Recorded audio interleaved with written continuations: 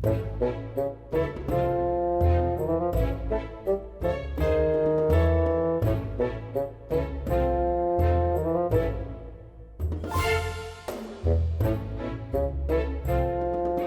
folks, welcome back to another Dice Tower preview. I'm Mark, and today we're taking a look at CookieRun Kingdom board game, which is brought to you by Jimbo Inc. It's for 2 to 4 players, ages 14 up, and games generally run about 30 to 60 minutes. CookieRun Kingdom, the board game, is based on the popular video game series. In this game, you will become the ruler of a delectable kingdom. Start from the land of little big dreams until you reach the Hall of Enlightenment. Collect resources and decorate your kingdom with exciting buildings and landmarks. Don't worry, sugar gnomes are there to always help you. Find and gather cookie heroes to defeat evil monsters and clear out the overgrown forest to expand your territory even further. So the goal of the game is to expand your kingdoms, battle monsters, and construct buildings in order to earn victory points. At the end of the game, the player with the most victory points wins. Who of you will end up creating the most awesome cookie kingdom? Let's find out.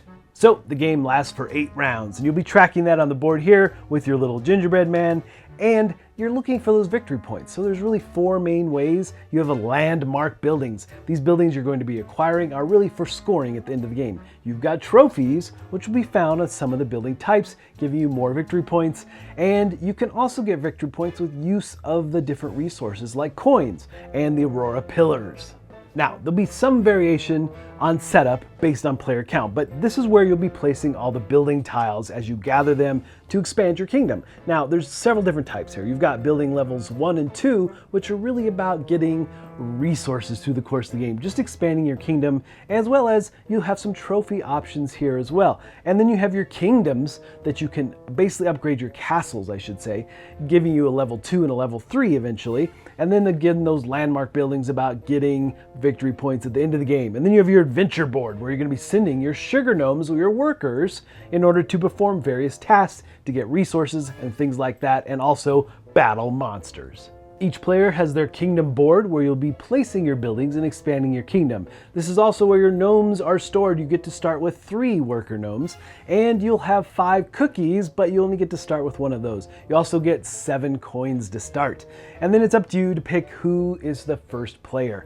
Now, through the course of the game, there are 3 main phases. The first phase is the production phase. This is where you're going to be gathering coins and Aurora pillars based on the buildings and everything you have in your kingdom. And once per round, you have the opportunity to exchange 3 coins for 1 Aurora pillar. Again, you're going to need those various different type of resources to gain new buildings. Phase 2 is the sugar gnome phase. This is where you'll be taking your sugar gnome workers and placing them either on the construction board or the adventure board to do those various tasks. On the construction board, you're obviously getting and buying new buildings. You have to pay the cost. The cost is located on the left. Usually you're going to have to be paying Aurora pillars and coins in order to acquire these. These buildings are going to offer up all kinds of different things. Again, if you're looking at the landmark buildings, they're giving you victory points into the game. However, these other buildings, level 1 and 2, are going to give you coins, perhaps, and they're definitely going to give you victory points at the end of the game for those different buildings. But they're going to have various things as well, like giving you a cookie. They could give you extra coins. They could allow you to re-roll dice. We're not going to do a deep dive, but they have a nice guide on the back of the rule book showing you exactly what all the different buildings do and what they're capable of. So you'll randomize these stacks every time, and they'll be coming out and they'll be shifting through the course of the game. So you'll see fresh buildings a lot. And then you have your different castles you're going to be upgrading, and that's how you're going to get more workers, sugar gnome workers. You'll place a new castle token on top of the one you have for level 2 and then flip it for level 3. And that's how you finally get all 5 of your main sugar gnome workers. And after acquiring a building, then you'll be placing it anywhere on your kingdom that you want, expanding it and make it bigger and better. Now you'll see there's some forest areas. You can place a worker there in order to clear the forest out. You'll still have to pay the cost, but it will make more room for more buildings. And then you have the adventure board. First and foremost, you move to the train station. This is all about exchanging coins for Aurora pillars. The next space is the balloon dock, so you can place a worker there and roll the dice and gather those resources. And then we have the seaside market. Now you'll see there's a couple different areas. The long area can have as many workers there as you want. It's not restricted in any way, but the first player to put in there will steal the first player marker for the next round. The rest is just all about getting coins, place them in the left to right slots in order to get the right number of coins that you need, perhaps in order to get more Aurora pillars or something like that, or to buy those buildings. Again, it is all about resources, building that engine and so forth.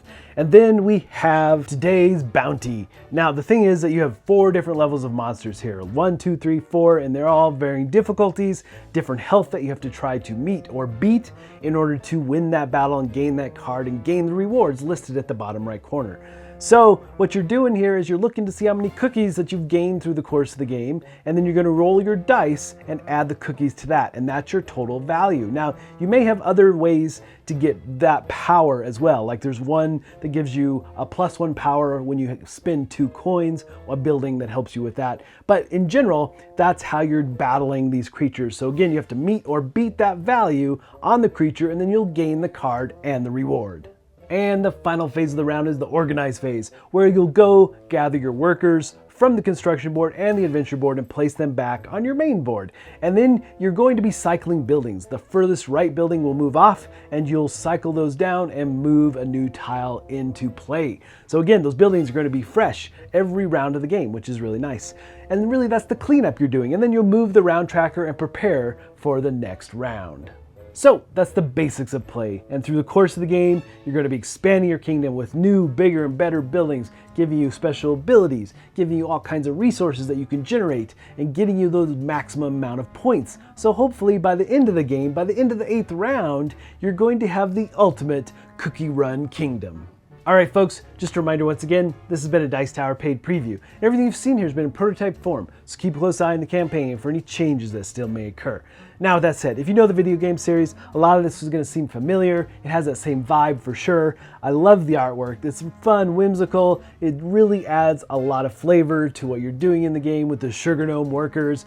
Beautiful game in general, just really well done. And you do feel like you're generating that engine, which is something I enjoy in games. But folks, ultimately, if this looks like something of interest to you, I'm sure they'd appreciate your support.